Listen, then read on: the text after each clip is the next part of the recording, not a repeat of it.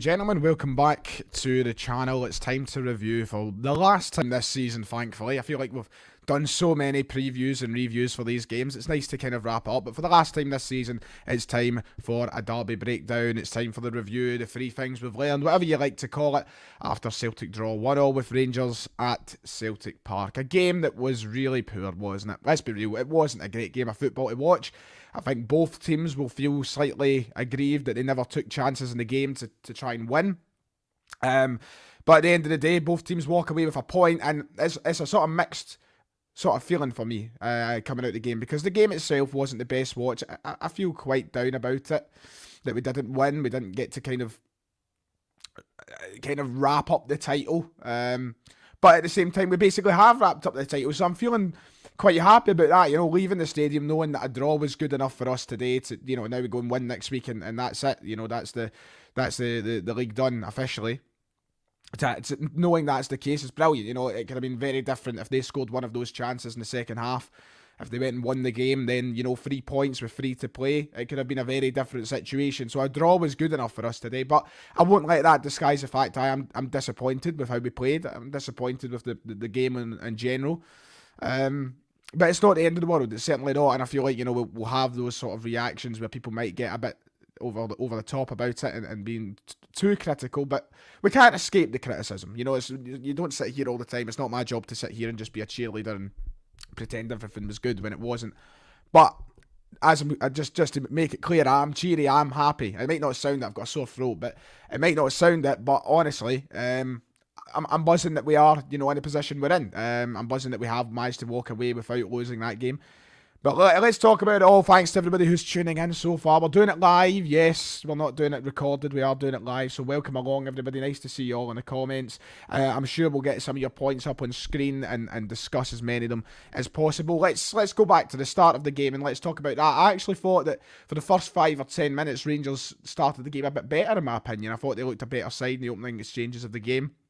Not by any large margins. I think that both teams kind of came out the gate slower than anticipated, but Rangers looked to be controlling themselves a little bit better in the first 5 or 10. I think we looked a little bit nervy, in my opinion, when we started the game off. A few slack passes. We struggled to kind of get out. Rangers kind of pressed from the start, but we settled into it really well. I thought every player, well, mostly every player, settled into the first half at least really well. I think the only one for me, and we'll come on to talking about him, was real Hatate. He was the only one in the first half that I thought didn't look great. But as the game went on, we got better, but we really needed that goal. The goal came at a very vital point in the game. When we went up 1-0, I think we needed that to kind of give us the confidence and maybe just take the pressure off us a little bit. Because I thought we were getting better towards that goal being scored. I'm not saying that we were poor before the goal, but I thought that we were certainly needed a wee bit more comfortable, a wee bit more of a comfortable style, a wee bit more of a comfortable hold in the game. And I think the goal allowed us to do that in that first half, and ultimately, in the course of the first 45 minutes at least, we were the better side. We had a really good couple of chances. We should have probably taken them. Kyogo with the one that he put wide, or over the bar, I can't even remember now. When the ball came in very quickly for him. And then the other one, when Maida could have got on the end of a kind of hanging cross, but he just didn't get there. They were 2 really good opportunities that if we took in the first half, once again, it could have been a very different game. We really could have had the game dead and buried by half time if we just took those chances. And that's probably been the only real negative about this season. For as good as we've been and for as many goals as we've scored, we've probably been so much more capable of scoring more goals, but the finishing just hasn't been there on occasions. We've missed a few sitters, and today we had a couple of big opportunities as well, where I thought that we could have probably had that game sealed and finished by the half-time whistle. So that was annoying, but it swings and roundabouts, isn't it? Because then you get away with it later on in the second half when Rangers miss a couple of good chances. So, it does all kind of come in full circle. These things happen in football. You can't score every chance. But we really did need that goal at the point we got it, I thought. I thought that really gave us a good grip in the first half. And Rangers looked all over the place. I was actually questioning myself, like, we were playing the second place team at a point, a team that was in the semi-finals of the Europa League, because I just thought they looked all over the place in the first half. And for me, I thought that'd be a sign of things to come in the second. But it wasn't. But Rangers just looked really rash in what they were doing. I thought the wingers were having a great game. I thought Jota and Maida in that first half were really good. Maida's cross for the goal was sensational. Jota was having a field day, of course. He gets that goal as well. And then I thought Taylor and Ralston as well out wide were having a great game. I think really out wide we were really, really good in that first 45. Ralston grew into the game as it went, I thought. At least in the first half anyway, grew into it. Taylor was good. And I thought we were really good out wide.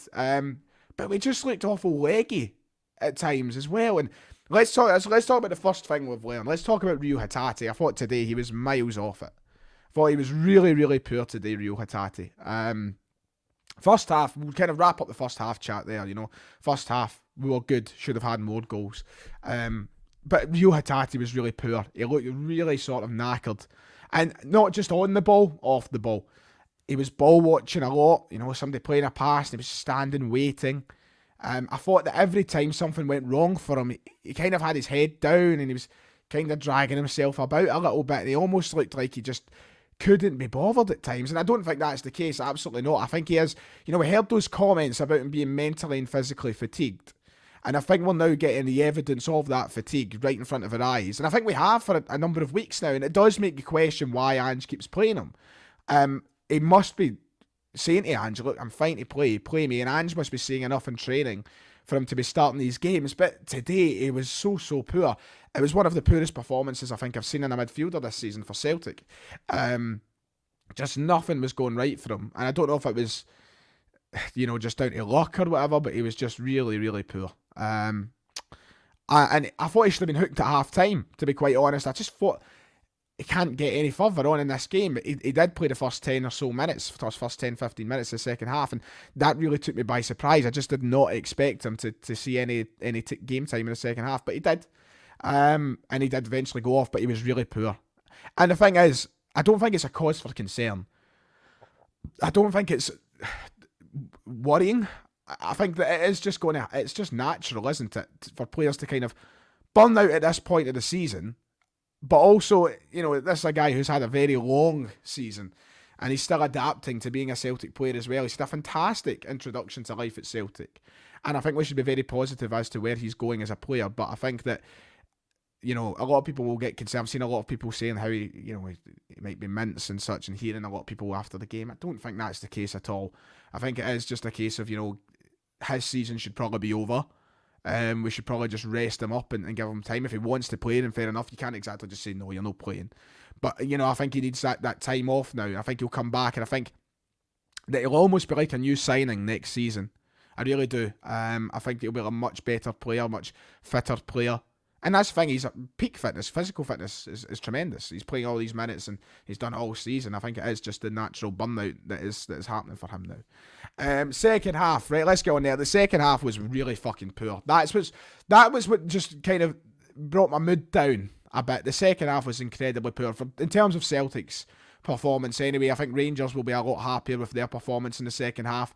They came out straight from the blocks and set the tone for how the second half was going to go. And that's the honest truth. I'm never going to lie. I'm not going to make things up or say, we were unlucky, blah, blah, blah. No, Rangers really did set the tone straight away in the second half. I think there was a few shocking referee decisions in amongst everything. But, in general, I thought Rangers started that second half too quickly for us. We looked leggy again. Second half, we just looked knackered. And they were finding so much space and everything that they'd done. And we weren't reacting fast enough. We weren't doing enough. And you could see that they were getting to... They had to win today. That's the thing. They had to win. So they probably did want it a bit more than us in that second half. It was almost shades of Hampden again. As the game went on, they got better. Which is really frustrating. Defensively, we had a lot of work to do, and there was a lot of situations that we had to react to, and we did. I think we did well, but we were giving away things too cheaply. And I just don't think that we looked great in that second half, to be quite honest, and we probably got what we deserved in conceding the goal. And let's be quite frank, we were probably lucky we didn't concede more goals, to be quite honest. Sakala missing that absolute sitter off the post. A couple of good chances from aerial balls for Rangers. We just looked like we couldn't react to it, and it was really frustrating, and it was a matter of getting the game finished at that point. I thought that the substitutes would come on and breathe new life into the team. it didn't really pan out that way. I don't think they brought any life at all, really. I didn't notice much of a positive change when they came on. I think for both Kyogo and Giakoumakis, I thought it was both of them had very quiet games because there was just nothing happening for them. It didn't seem like anything was going through the middle, and it didn't seem there was much service for the pair of them. But the other subs, when Rogic and such came on, just nothing really changed. Beaton, Rogic came on, and it just felt lifeless. And the atmosphere was a bit flat as well, and it just kind of seemed like the team had got a draw and they were like, yeah, we'll take this. And that was quite frustrating. So it really did bring my mood down a little bit. But listen, at the end of the day, the second thing we've learned is we're champions. One more win seals the deal for us. And, it's, touch wood, that happens fairly easily. So, yeah, it was a poor second half. I'm disappointed, but that's it for the season. I think that we'll come back for the next derby in September or October time, whenever that we play the first of next season. We'll see a really hungry Celtic side, you know what I mean? Really hungry Celtic side. So I'm looking forward to playing those games next season and seeing how we've progressed from these last couple where we have looked a little bit tired, a little bit leggy, and maybe it's just not been there. But champions, again, a really few points to end off the stream. Let's go. We'll get a few of your questions in. Feel free to put anything in the chat. I'll react. I'll bring up your points, your questions. So, Rogic was better than O'Reilly, though. I think I would agree, Ross. I would agree. I think he was better than O'Reilly, but I just don't think he brought that lease of life into the game that you'd expect when Rogic comes off the bench. When you see a player of his quality come on, you're thinking, right, this could be an opportunity for us to get a goal in the game or for him to do something. I do think he was better, but I just don't feel like we got that sort of bounce that we expected from the substitutes, to be quite honest. What else is in here? Let's see. Let's see. I'm trying to... We need to pick ourselves up during the second half, says Kettering's Finest. Yeah, I think that we have looked a little bit down at things. But listen, I think it's so easy for us to get reactionary when it comes to games like this, because you think about some of our performances of late. That St Johnstone game a couple of weeks ago, Christ, second half were brilliant. It is, I think, just touch and go at this point in the season, how tired we could be and stuff like that. Yes, of course, James, of course, absolutely. What else is there? What's this about Joe Hart? I've seen something about Joe Hart there. Joe Hart, didn't even touch on Joe Hart. A couple of fantastic saves, and I think someone's brought the point he should have stopped that goal. I thought it was a decent finish, to be fair, from Sakala, and Hart could make... I need to watch back the highlights from my seat. It looked as though there wasn't much he was going to be able to do, but Hart had a fantastic couple of saves, which probably kept us with the point, to be fair. So... a big shout out to my boy Joe, to be honest. Someone else saying, I thought that Joe Hart was at fault for the goal, should be doing better at his near post. He wasn't himself today. I need to watch it back, as I said, but I wouldn't say it was himself. There was that one moment that was quite dodgy. I think he gave the ball away quite cheaply, but I thought it was a fantastic couple of saves for Joe Hart in the game. But listen, I need to watch back the goal to see it and see if Hart is at fault for the goal or whatever. Starfelt was the man of the match for me. I thought Starfelt was brilliant. I thought he had a good game. Defensively, done his job. There's not much else you can do. When GG got booked for the two run into each other, game plan was up in the air. Giakoumakis should have started Starfelt man of the match. Yeah, a lot of comments, a lot of points, but that'll do me for today. We'll be back to deep dive it tomorrow and talk about everything from the fallout and how we move on from here to our next game at the weekend against Hearts. But thank you all for watching live. I'm going to go have a drink, and yeah,